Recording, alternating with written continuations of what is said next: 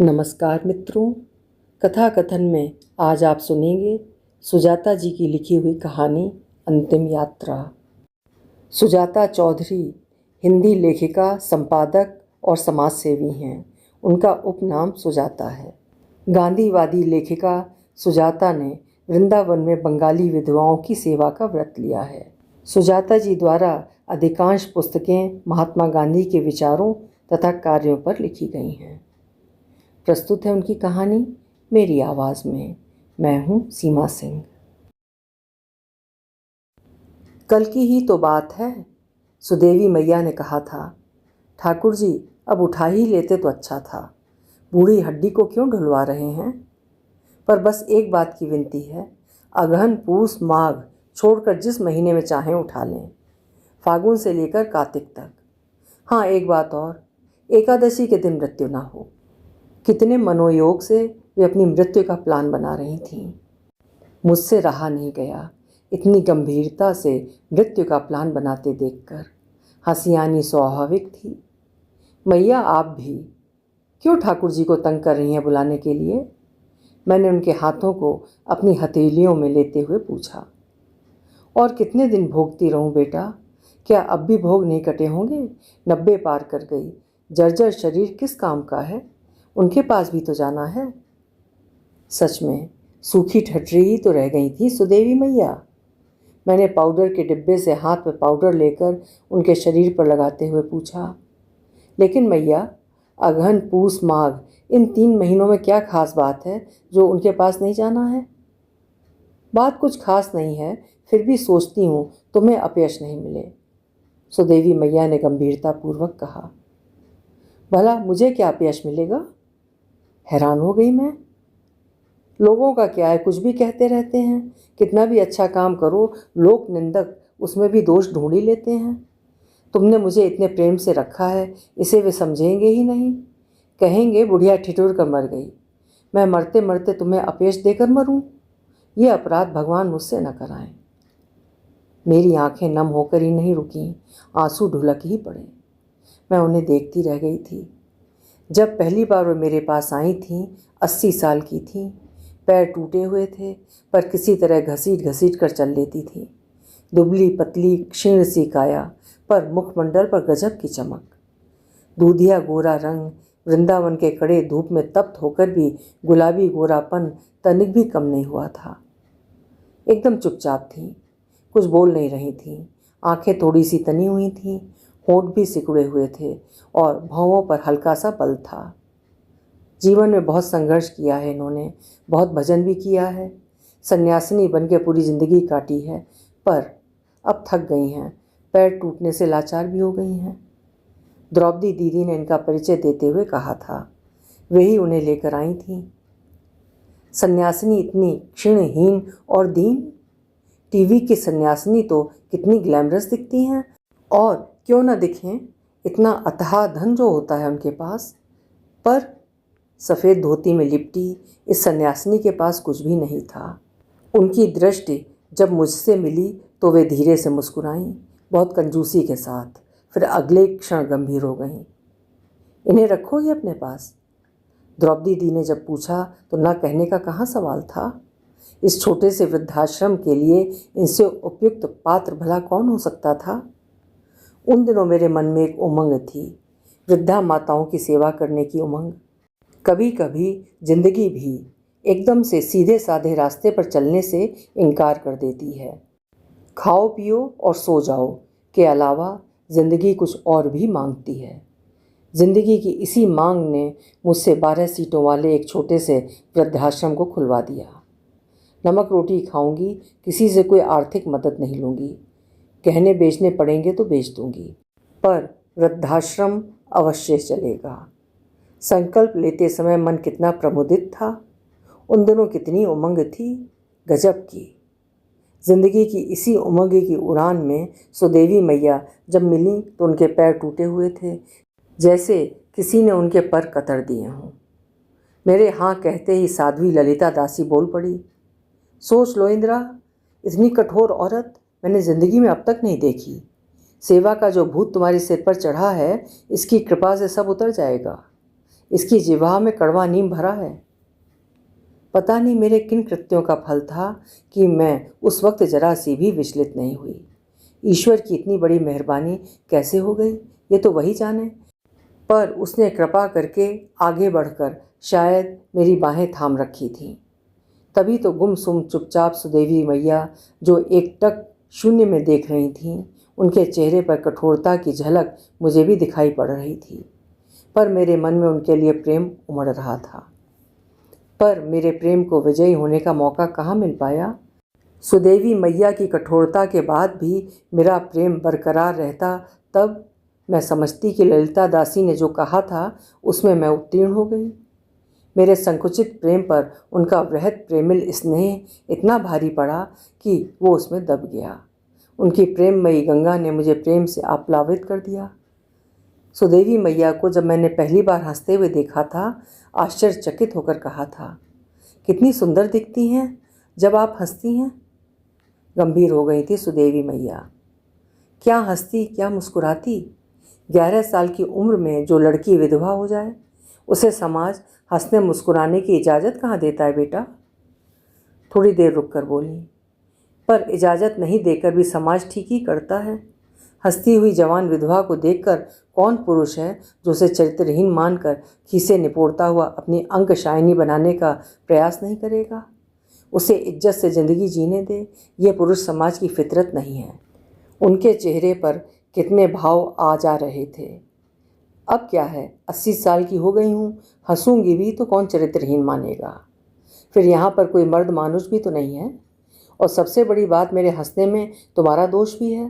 तुम्हारे पास आकर ही इतनी प्रसन्नता मिली है। जवानी भर इसलिए नहीं हंसी कि किसी पुरुष को ये गलतफहमी ना हो जाए कि अब हंसी है तो फंसेगी ही। और जवानी बीत जाने के बाद अभाव में संघर्ष करती रही और अंत में पैर की हड्डी का टूटना जिंदगी भर का नासूर बन गया। जो भी जमा पूंजी थी सब समाप्त हो गई। किराए देने के भी पैसे नहीं रहे। मकान मालकिन से लाख कहा कुछ दिन रहने दे, पर बुढ़िया पर कैसे भरोसा करता। उसे गलत नहीं कहूँगी, सच्चाई तो यही है, कहाँ से उसे पैसे देती।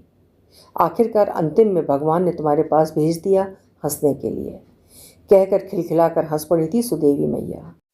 उनकी खिलखिलाहट वैसी थी जैसी हरी हरी धूप पर ओस की चमकती बूंदें, जैसी मंदिर की बजती मधुर घंटियाँ, जैसी मस्जिद की अजान।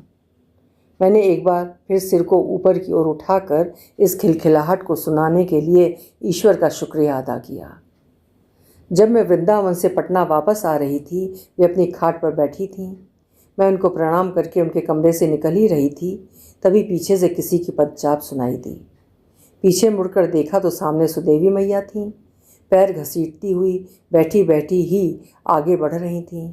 उनके हाथ ऊपर उठे हुए थे जिसमें मिट्टी की एक छोटी सी सुराही थी। उन्होंने चिल्लाकर कहा, इंदु, गर्मी का महीना है, देखो दिन कितना तप रहा है। प्लास्टिक की बोतल में पानी गर्म हो जाएगा, मेरी छोटी सी सुराही लेती जा। मेरी आंखें नम हो गईं, ये सोचकर कि इस नवनीत हृदय मैया को कठोरता का आवरण ओढ़ने में कितनी तकलीफ हुई होगी। साल में मैं 3 बार वृंदावन जाती थी। सावन और होली में तो छोटी अवधि तक रुकती थी। कार्तिक में पूरे 1 महीने गुजारती थी उनके साथ। कितना इंतज़ार रहता था उन्हें मेरे आने का, ये तो मुझे पता था, पर इतना अधिक रहता था ये तो सोच भी नहीं सकती थी। प्रेम की इतनी गहराई का एहसास मेरे अंदर कहाँ था जो समझ पाती। तभी तो जब मैं पटना से वृंदावन पहुंची तो रात्रि के 8 बज रहे थे। सुदेवी मैया रात्रि का भोजन करके लेट चुकी थीं। जब मैं उनके बेड के पास पहुंची तो उन्होंने मुझे नहीं देखा। एक तो मच्छरदानी लगी थी, दूसरी शायद उनकी आंखें भी बंद थीं। मैं प्रणाम करके मुड़ गई, ये सोचकर कि कल मिलूंगी। कौन? आहट सुनकर वे बोली। मैंने धीरे से कहा। सुदेवी मैया अपनी मच्छरदानी को पीछे खींचकर आगे बढ़कर बैठ गईं। अपनी आंखें मीचती हुई मुझे गौर से पहचानने की कोशिश कर रही थीं, पर 0 पावर की रोशनी में देखने में कठिनाई हो रही थी। तब तक उनकी सेवा में रहने वाली शबरी माँ ने मरकरी जला दी। तुम? उनकी आंखें खुली की खुली रह गईं, चेहरे पर प्रसन्नता नर्तन कर रही थी और वे इतनी अधिक एक्साइटेड हो गईं कि अपने शरीर को नियंत्रित करने के लिए एक क्षण बिछावन पर लेटी जा रही थीं और दूसरे क्षण उठकर बैठ जाती थीं। इस तरह कम से कम 4-5 बार किया। तब जाकर उनका मन और शरीर स्थिर हुआ। उन्होंने कांपती आवाज़ में कहा, जब तुम यहाँ से जाती हो विश्वास नहीं होता कि अब तुमसे मुलाकात होगी। क्या पता अगली बार जब आओ तो मैं रहूं या नहीं। वे रो रही थीं, मुझसे लिपटी हुई थीं और उनके आंसुओं से मेरे बाल भीग रहे थे। थोड़ी देर बाद जब वे शांत हुईं तो अफसोस भरे स्वर में वहाँ पर खड़ी शबरी माँ से कहा, आप लोगों में से किसी ने नहीं बताया कि इंदिरा आने वाली है। पहले से जानती रहती तो 3-4 दिन पूर्व से ही खुश रहती। शबरी, मैंने क्या बिगाड़ा है तुम्हारा? सेवा करना पड़ता है, इसी से गुस्सा ही रहती होगी मुझसे। इसी से तो बदला ले लिया ना। बुढ़िया थोड़ा खुश हो जाती तो तुम्हारा क्या बिगड़ जाता।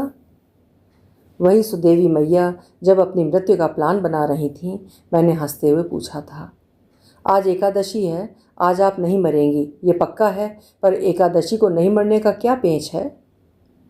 मरने के दिन कांधा महोत्सव होता है ना, उसमें पुआ प्रसाद बनता है।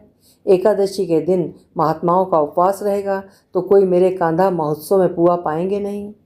पेट काट कर 2 पैसे बचा कर रखती हूँ ताकि कांधा महोत्सव में महात्मा प्रसाद ग्रहण कर सकें। कैसी करुण याचना थी, हे भगवान। मैंने सिर पर हाथ ठोका। कैसे गहरे संस्कार पड़े हैं इनके अंदर। जिंदगी भर जिन महात्माओं ने इन्हें सिर्फ स्त्री होने के कारण हीन माना और आज भी मान रहे हैं, साधु की विधिवत दीक्षा देने के बाद भी, संन्यास ग्रहण करने के बाद भी साधुओं ने इन्हें पुरुष साधुओं के समकक्ष मानकर अपनी जमात में शामिल नहीं किया। कितनी ही बार इन्होंने दुत्कार सहा है तो कितनी ही बार अपने शरीर की पवित्रता को बचाने के लिए संघर्ष भी किया है। कितनी ही बार काली की तरह प्रचंड रूप भी अख्तियार किया तो कितनी ही बार इस समाज से अपने को बिल्कुल अलग थलग कर लिया। लेकिन आज उनकी आंखों में प्रबल लालसा दिखाई पड़ रही थी। कम से कम मरने के दिन ही सही कांधा महोत्सव में शरीक होकर महात्माओं की टोली इन्हें अपनी जमात में शामिल कर ले। तभी तो उन साधुओं की टोली में शामिल होने की कल्पना से इनकी आंखें इतनी चमक रही थीं। मुझे क्या पता था उनकी चाहत इतनी जल्दी ईश्वर पूरी कर देगा। उन्होंने मुझे अपयश नहीं होने दिया। आश्विन महीने में ही अपने प्रियतम के पास चली गईं। सुदेवी मैया की मृत्यु की खबर सुनकर ढेर सारे महात्मा हरि बोल गाते बजाते ढोल हारमोनियम झाल मंजीरे के साथ उनकी ठठरी के सामने इकट्ठे हो गए। सुदेवी मैया पूर्ण समाधि में चली गई थीं, योग निद्रा में परम शांत हो गई थीं। उनकी आंखें बंद थीं, वे कुछ भी देखने की स्थिति में नहीं थीं। मैं नहीं जानती कि उनके शरीर से निकली आत्मा क्या देख पा रही थी, पर यदि देख रही होगी तो क्या सुदेवी मैया खुश हो रही होंगी इन साधुओं को हर्षोल्लास मनाते देखकर। मेरी माँ का चेहरा भी खिल गया था हरि बोल की तुमुल ध्वनि सुनकर। उन्होंने मेरी ओर देखते हुए कहा, क्या ज़रूरत है घर परिवार की, क्या ज़रूरत है अपने बंधु बांधवों की और समाज की। देखो तो इन लोगों को कितने प्रेम से अर्थी बना रहे हैं। नहीं रोक पाई अपने आप को, बोल ही पड़ी, माँ जो समाज प्रेम से अर्थी बनाता है वो प्रेम से जीने क्यों नहीं देता। उन महात्माओं की ओर देखा, कितनी हलचल मचा रहे थे सुदेवी मैया को यमुना में प्रवाहित करने के लिए। मैंने जब टोका उन्हें, इस तरह हाथ पैर बांधकर यमुना में फेंक देना न सिर्फ अमानवीय है बल्कि दंडनीय अपराध भी है, पर वे लोग कहाँ से सुनते। अति उत्साह में जो थे। हलचल बढ़ती ही जा रही थी। एक तरफ उन्हें यमुना के घाट पर ले जाने की हलचल थी तो दूसरी ओर घाट से लौटने के बाद कांधा महोत्सव में भोग लगाने के लिए पुआ बनाने की तैयारी करने की भी हड़बड़ी थी। हर कोई हलचल में था। बस एक सुदेवी मैया के चेहरे पर शांति नहीं, चिर शांति विराजमान थी। मेरी भीगी आंखें बरस गईं। महात्मा सीताराम दास हंसते हुए मुझे रोती हुई मूर्खा को समझाने लगे, बहन यही जीवन है। मन हुआ जोर से चिल्लाऊं। यदि सिर्फ यही जीवन है तो वो 90 साल क्या था जिस जीवन को वे भोग रही थी। एक एक पल को उन्होंने किस तरह काटा है। एक पल जीती रहीं और दूसरे पल मरती रहीं, वो क्या था। 11 साल की एक मासूम लड़की को विधवा बनने का पाप और अपराध को अपने सिर पर रखे सलीब को घसीटते हुए जीना पड़ा। यदि सिर्फ मरना ही जिंदगी है तो क्यों नहीं ये ज्ञान आप लोगों को अपने शरीर के लिए होता है। पर मैं चुप रही। कुछ भी बोलकर सुदेवी मैया की महायात्रा में क्या विघ्न विक्षेप डालती। हर्षित होकर ऊंचे स्वर में महात्माओं ने आवाज़ दी, हरि बोल। और दुबली पतली क्षीण काया वाली बच्चों सी हल्की सुदेवी मैया की अर्थी अपने कंधे पर उठाकर चल दी है। माँ लपक कर मेरे पास आईं। तुम नहीं चलोगी उन्हें यमुना में प्रवाहित करने? सुदेवी मैया शोक मनाने योग्य नहीं हैं, भाग्यवती हैं। देखो कितने लोग आए हैं उनकी अंतिम यात्रा में। जल्दी चलो, सभी निकल गए। माँ के पैरों में तकलीफ थी, पर उसकी परवाह नहीं करके चल पड़ी उस भीड़ के साथ भाग्यवती सुदेवी मैया की अंतिम यात्रा में। मैं नहीं गई। वहीं खड़ी खड़ी सुदेवी मैया से माफ़ी मांग ली। मन में 1000 सवाल उठ रहे थे। मैया, अब तक कहाँ थे ये लोग? जिन लोगों ने आपकी ज़िंदगी को नरक बना दिया, वही लोग आज आपकी अंतिम यात्रा में शामिल हो गए, तो आप भाग्यवती कैसे हो गईं? क्या आप भी इनके आने से अपने को भाग्यवती समझ रही हैं? मैं असमंजस में हूँ। मुझे नहीं पता आप क्या चाहती हैं, और मुझे ये भी नहीं पता कि मैं अपने आवेश और क्रोध को काबू में रख सकूंगी या नहीं।